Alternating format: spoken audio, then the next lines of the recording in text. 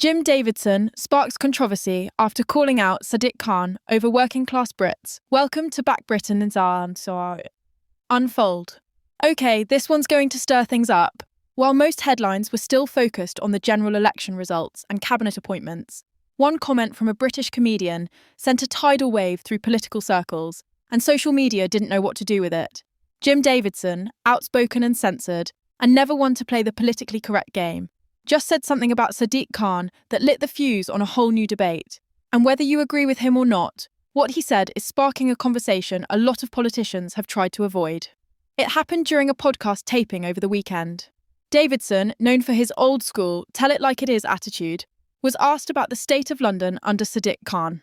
And in typical Davidson fashion, he didn't hold back. He leaned forward and said, "People like me, working class, born and bred Brits, are being left behind. And if we question anything, we're called bigots. That's not progress, that's censorship." He then went on to accuse Khan of neglecting the needs of white working-class communities, especially women, in favour of what he called hyper-progressive, box-ticking politics. Now again, Davidson's style is bold, often controversial, but this time the impact was immediate. Within hours, clips from the show started trending on X and TikTok. Some praised him, others slammed him, but almost no one ignored him. Let's unpack what actually happened and why this moment matters.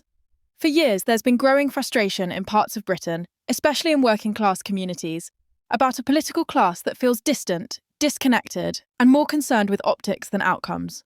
And whether you support Jim Davidson or not, he's become something of a megaphone for that frustration.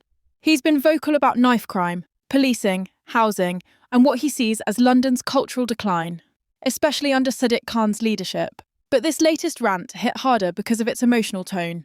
He talked about single mothers afraid to go out at night. He talked about elderly residents being priced out of their own neighbourhoods. He even referenced local councils shutting down community centres, while pouring funds into what he called performative inclusion campaigns.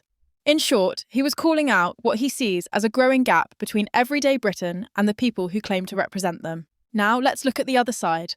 Sadiq Khan's office responded within 24 hours, carefully but firmly.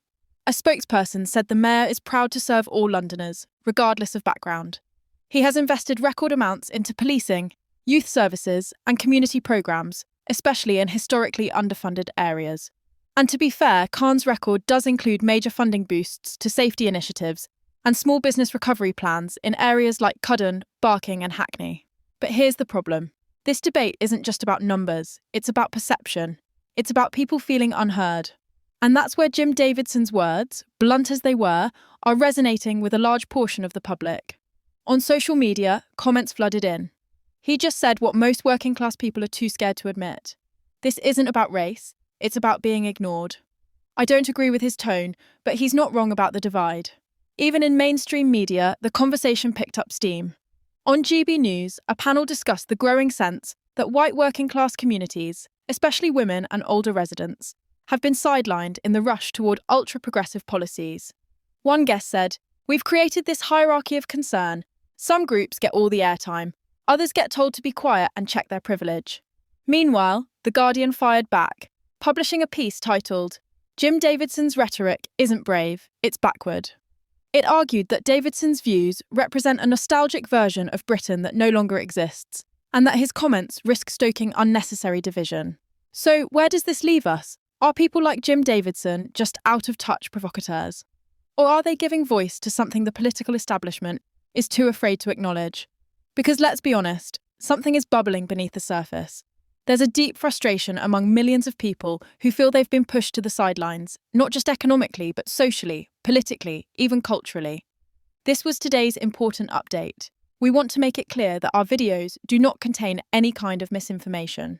Our only goal is to deliver true and verified news from across the UK right here on Britain Unfold.